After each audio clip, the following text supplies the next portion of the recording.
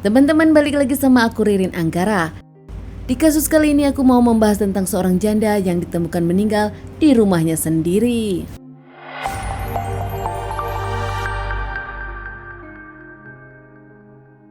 Kasus yang terjadi kali ini terjadi di Sidoarjo. Ini cukup menggemparkan. Seorang janda ditemukan tak bernyawa di rumahnya sendiri dengan kondisi yang sangat tragis. Seorang wanita berstatus janda bernama Irene Windiastuti berusia 43 tahun, manajer di salah satu pabrik susu di Surabaya. Siska sendiri sudah lama menjanda setelah dirinya bercerai dengan mantan suaminya. Siska pun tak punya anak. Siska tinggal sendirian di rumahnya di daerah Surabaya. Di hari Sabtu tanggal 27 Juni 2020, Siska masih berkomunikasi dengan keluarganya. Tiap hari teleponan dengan keluarga seperti biasa yang dilakukan Siska. Tak ada yang aneh di hari itu menurut keluarga Siska sendiri. Namun pada hari Minggu 28 Juli 2020 Siska menghilang, gak ada kabar beritanya lagi, membuat keluarga sempat bertanya-tanya. Saat sang keluarga menelpon Siska, tak ada yang mengangkat. Bahkan menurut keluarga tak seperti biasanya Siska kali ini. Bukan hanya keluarga Siska yang mencari, namun dari perusahaan Siska pun merasa ada yang aneh. Siska ditelepon tak diangkat, bahkan Siska tak masuk kerja tanpa pemberitahuan seperti biasanya. Menelepon Siska, handphonenya nyala namun tak diangkat, itu lebih aneh karena biasanya Siska selalu mengangkat teleponnya, apalagi dari pekerjaan.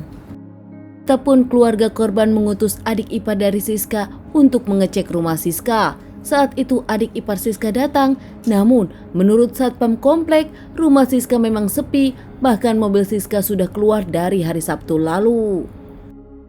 Adik ipar Siska berpendapat Siska tengah pergi dan tak ingin diganggu, hingga akhirnya dirinya pun pulang dan mengabari keluarga lainnya. Namun 3 hari Siska menghilang, bahkan Siska tak masuk kerja, membuat keluarga merasa ini benar-benar ada yang aneh. Keluarga Siska dengan rekan Siska pun kembali datang ke rumah Siska dan meminta bantuan kepada security untuk mendobrak rumah Siska. Saat itu didampingi security, pihak keluarga pun nampak kaget saat pintu rumah Siska terbuka, tercium aroma yang tak sedap. Nampak ada sesosok tubuh Siska yang sudah terlentang bahkan sudah membengkak. Siska diketahui sudah meninggal dunia. Pihak keluarga pun langsung lapor kepada pihak kepolisian. Tak lama dari itu, kepolisian pun datang ke TKP rumah Siska. Terlihat di rumah Siska rapi, tak ada apa-apa, bahkan handphone Siska pun ada di sebelah tubuh Siska tengah di-charge.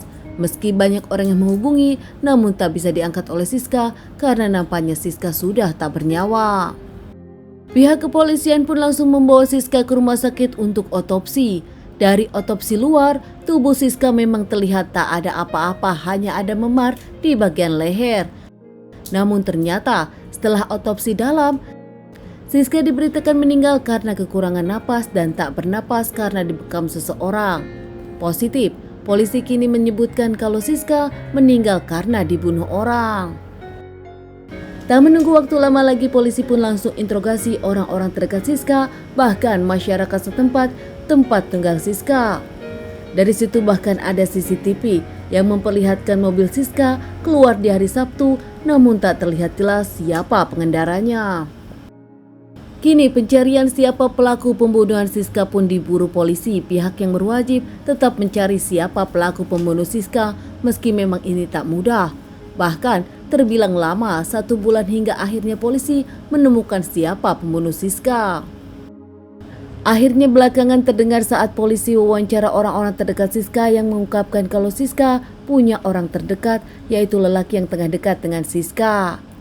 Akhirnya dengan kerja keras pihak kepolisian pun tahu siapa pelaku pembunuh Siska dan langsung melacaknya. Pelaku ada di Surabaya. Pelaku tersebut bernama Bayu. Bahkan pelaku tersebut berpacaran dengan Siska sudah 1 tahun. Bayu Irawan berusia 32 tahun saat ditangkap di subuh hari di Surabaya. Cukup licin pencarian untuk Bayu saat itu karena Bayu sendiri memang nampak berpindah-pindah tempat, bahkan dirinya tak menggunakan ponselnya.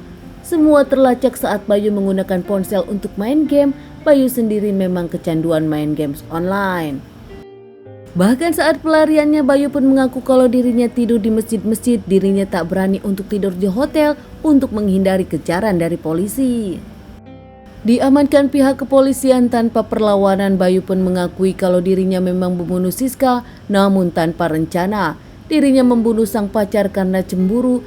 Malam itu di tanggal 27, nampaknya Bayu datang ke rumah Siska di malam hari. Saat itu Siska pun ada 2 tamu laki-laki dan Bayu pun mencoba cemburu namun tak bicara apa-apa. Saat tamu itu pulang, Bayu pun menginap di rumah Siska. Sempat minum bersama Siska dan makan bersama Siska. Bayu pun sempat uik-uik seperti biasanya dengan sang kekasih, tak ada yang berbeda saat itu. Di esokan pagi harinya Sabtu, Bayu masih tiduran di sofa saat Siska memasak untuk sarapan mereka. Namun Bayu pun merasa ada yang aneh, sopanya nampak seperti bau sperma. Bayu pun cemburu kepada Siska dan menyangka kalau Siska tidur dengan lelaki lain di sofa tersebut. Bayu pun bertanya kepada Siska tentang bau sperma di sopanya, namun Siska membantah hingga akhirnya pasangan ini pun cekcok. Tak terima dengan semua perlakuan Siska kepada dirinya, Bayu pun membekap mulut Siska dengan tangannya, bahkan hingga keras. Siska tak bisa bernapas. Saat itu Siska lemah dan tak bisa bernapas lagi. Bayu pun panik. Di tengah kepanikannya, Siska meninggal. Bayu pun beres-beres rumah dan memilih meninggalkan rumah Siska, kabur dengan membawa mobil Siska. 1 tahun berpacaran dengan Siska yang usianya jauh lebih tua dari dirinya, Bayu mengaku mencintai Siska dan tak menyangka Siska meninggal di tangannya sendiri. Menyesal karena Siska kini telah meninggal di tangannya sendiri, Bayu pun meminta maaf kepada keluarga Siska. Keluarga Siska yang tak mengetahui kalau Siska punya pacar berondong, bahkan menurut keluarga, Siska yang selalu bekerja keras dan tak terlalu banyak bicara masalah pribadinya. Menurut keluarga mereka tak akan memaafkan Bayu dan menginginkan Bayu dihukum selama-lamanya. Teman-teman, sampai di sini bahasan kasus kali ini. Saya Ririn Anggara, ditunggu kasus-kasus yang akan saya bawakan selanjutnya.